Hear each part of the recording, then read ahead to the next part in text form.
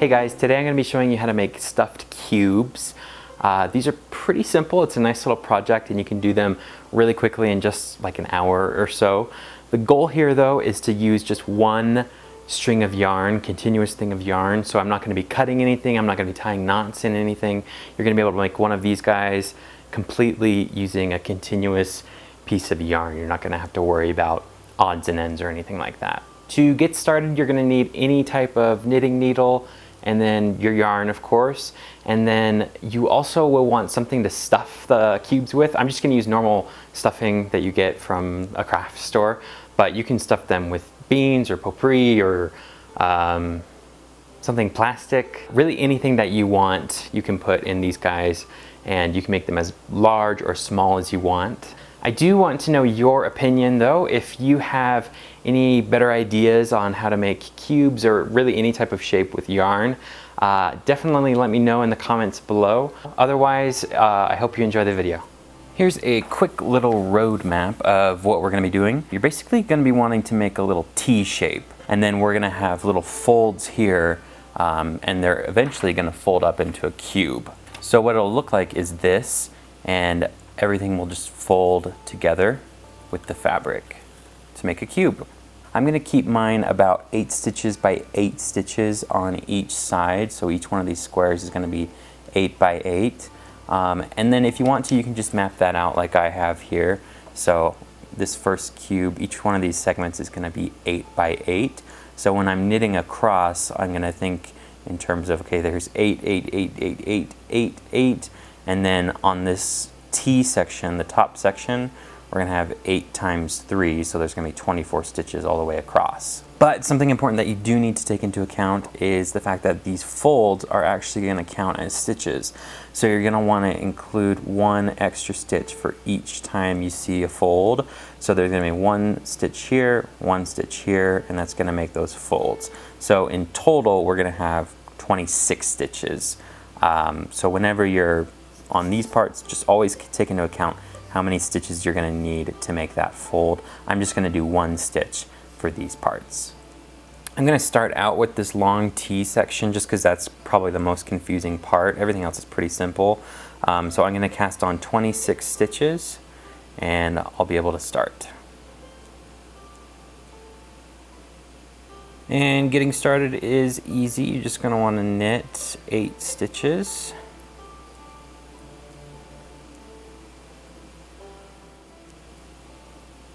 Right after the 8th stitch though, on the 9th, is going to be that first fold in the line.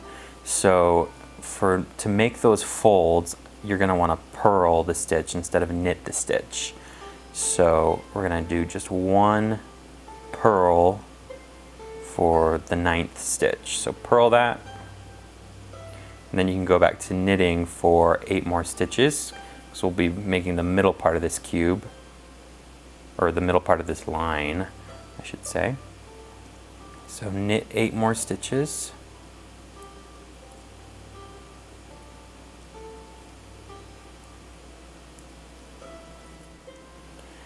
After knitting 8 more stitches, you're going to make another purl stitch on the 9th stitch. So that's going to be forming the next fold here, this little line that's right here. It's going to help form that next fold that we need. So purl 1 stitch, and then you can go back to knitting, and you should have 8 more stitches left on your row, and you can just knit those like normal. On the next side, you're going to knit all the way through, and that's pretty easy. You don't need to worry about the folds that you made or anything like that. And so I will meet you back on the other side where we'll do another row. Back on the front side, you're not going to be able to tell much of a difference here, but if you look really closely on the 9th stitch, you'll be able to see those purls that you made. So there's a purl here and there's a purl right there. So what you're going to do is you're going to repeat what I just did over and over again for however tall you want that side of the cube, those sides of the cubes to be. So I want them to be about 8 by 8, so pretty even. So I'm going to do that for about 8 more rows to make it a nice even square. So this is going to be one of the faces of the square, so I need it to be about this tall. So it's probably, I'd say about 8 rows, but you might want to lengthen that or shorten that, just depending on how it looks as you're doing it. So I'm just going to repeat everything I just did. So I'm going to knit 8 stitches, and then purl the 9th stitch, knit 8 more stitches, and then purl the 9th stitch. So just keep repeating those steps over and over again, then knit the back sides completely, and then I will meet you back when we have a little more knitting worked up and we'll have more stuff to work with.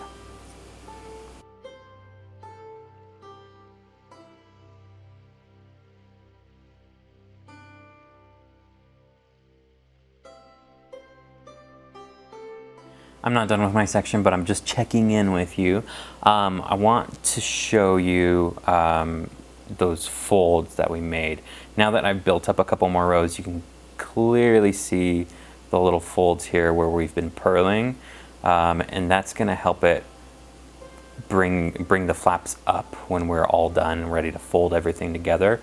On the flip side, you can even see them even clearer, these really clear stockinette stitches right here. So it's kind of cool. Once it's done, everything will be able to fold together, but just keep knitting. Now I'm back on the front side after doing a couple more rows. I think I did 8 rows. I actually can't remember. It's probably 8, but it looks fine. And now I'm ready to start doing just this long tail section. So this next step is kind of tricky. What you'll want to do is end not on the front side. So here's the front side where we had the purls that we were purling. So if we were to knit this row now, we're on the front side, it'd be knitting, knitting, knitting, and then purling to build that up. But you actually are going to want to stop on the back side now, just because the way purls and knits work. You're gonna wanna do the next step on the back side. It's kind of weird, but just trust me. So finish your knitting on the back side. So you have these 2 ridges of stockinette stitches going down where the folds are gonna be on the flip side. So now I'm actually just gonna call this our front side from now on. So now what we're going to do is we're going to start casting off. So we're going to cast off the stitches that are right here, and we're going to cast off the stitches that are right here, and then we're going to purl the 8 stitches that are right here. So start casting off 9 stitches because we've got that fold there. So we're going to start casting off not just 8 stitches, but all 9 stitches. So up to this fold we're going to cast off.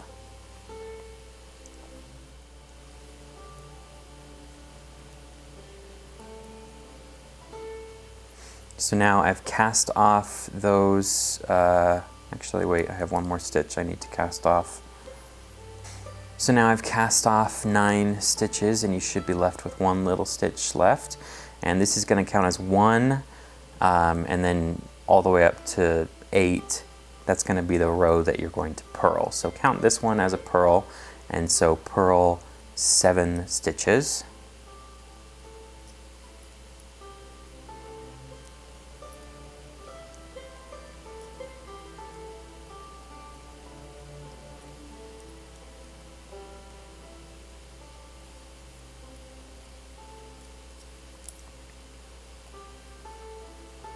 So I've got in total 8 stitches left now on this needle, and then you should have 9 stitches left on this needle. Now to cast off these stitches, it's kind of hard to cast off stitches but then leave stitches on here in the middle. So you can do it a couple different ways. If you want to, you can knit all the way through this row and then cast those off, or you can bring in a different needle and just cast those off that way. I'm gonna do it I'm just gonna make it easier for everyone and for myself, and I'm just gonna knit all the way through here and cast them off. It will make the cubes technically a little tiny bit uneven just because you've got one extra row on this cube here, but it's gonna be hard to tell. So I've knit off that, and now I'm gonna cast off the 9 stitches for this cube. If you have a better way of making a cube though, definitely let me know in the comments. I'm always open to new tips and tricks for making these kinds of things. It's kind of a puzzle, especially at this part. So now you should have 8 stitches left, including the one that's over here on this needle already. And you'll just want to knit the rest of the stitches here.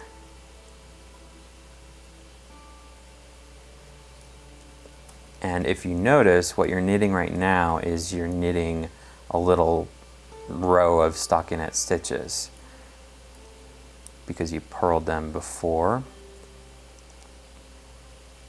And you'll notice that because you purled them on the other side, the fold now is gonna go this way inwards, just like these folds do. So now, back on the flip side, it's all pretty much easy from here on out. You should just have 8 stitches here, and if you're doing the garter stitch like me, you just need to build up a couple rows, 8 or so rows of garter stitches, so you can make an even square here for that side of the cube. And then from there, we'll make 2 more folds. So we have to do about 8 rows here, make a fold, make 8 more or so rows here to make another side of the face, make 1 more fold, and then finish up. So I'm gonna build this up for a couple more rows, and then I'll show you how to make the next fold that we need to make. So now we are, I've done that cube, and look, you can kind of see how it's able to fold up into kind of a cube so far. So we're gonna wanna make a fold here, so you should be on the back side, what used to be the back side again. You should be able to see these 2 ridges here, and we are going to purl now. So purl this 1 row, and that will create a fold. So it folds inwards on the other side. So just purl all the way through. And then after you've purled that row, you flip it over, and now you're done with that side of the cube, or that face of the cube. So now we have just 2 more faces to go, this one, and we are gonna make just 1 more fold. So build up that cube, or that side of the face of the cube, so about 8 rows of normal garter stitch knitting, and then we'll make 1 more fold. Now we're back on the what is now the front side, what used to be the back side, with these little ridges here, and we're almost finished. Doesn't look like you can see any folds in here, but if you turn it over, there's some definite folds.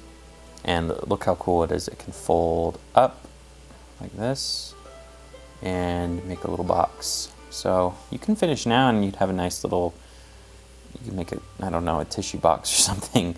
But I'm gonna make 1 more fold here. So I'm just gonna purl these 8 stitches.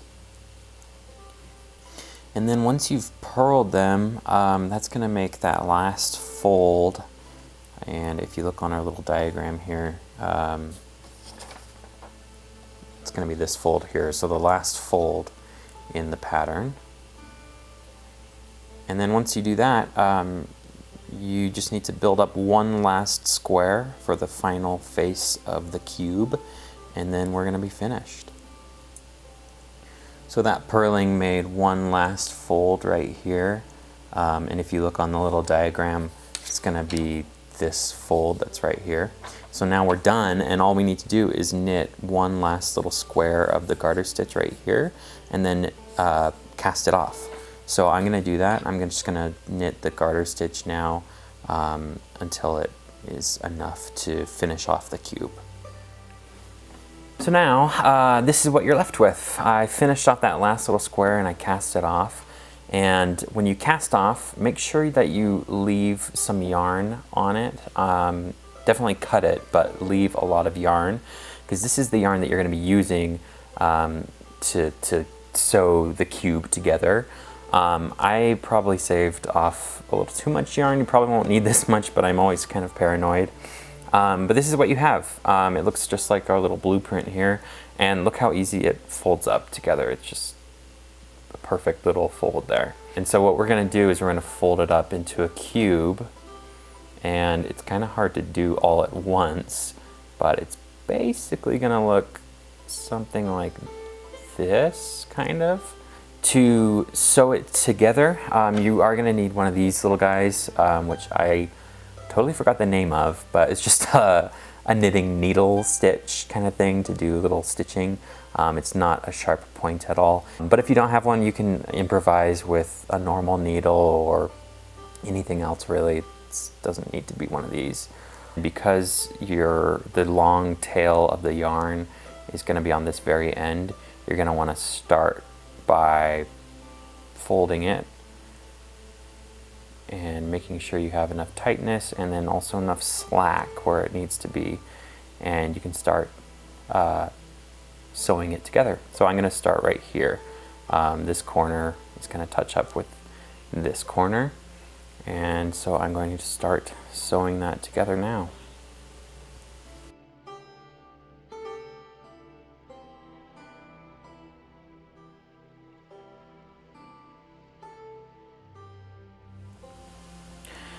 Once you've sewn most of the sides of your cube together, you want to leave a little hole in one of the corners, and that's where you can start stuffing it with whatever type of stuffing you want to use. I'm just going to use normal stuffing, but you can fill it up with beans or potpourri, anything really to make it have some figure. You don't want to overstuff it. If you overstuff it, it'll start bulging out and become more of like a hacky sack or a sphere, which is kind of what happened to this one. It kind of got a little overstuffed, and so it's less of a cube, more of a sphere. But you can put as much in as you want, really. And feel free to squish it down to form the cube shape. And then you can sew that corner hole shut. And now you're finished. You have a nice little squishy cube. You can use these for anything really. You can stuff them with potpourri, or you can use them for decoration or a toy for a kid. And you can also make them a lot bigger than this too. But those are the basics, and I hope that was helpful to you. Definitely subscribe and leave a comment if you found this particularly helpful, or if you have any tips for me, let me know. And thank you for watching.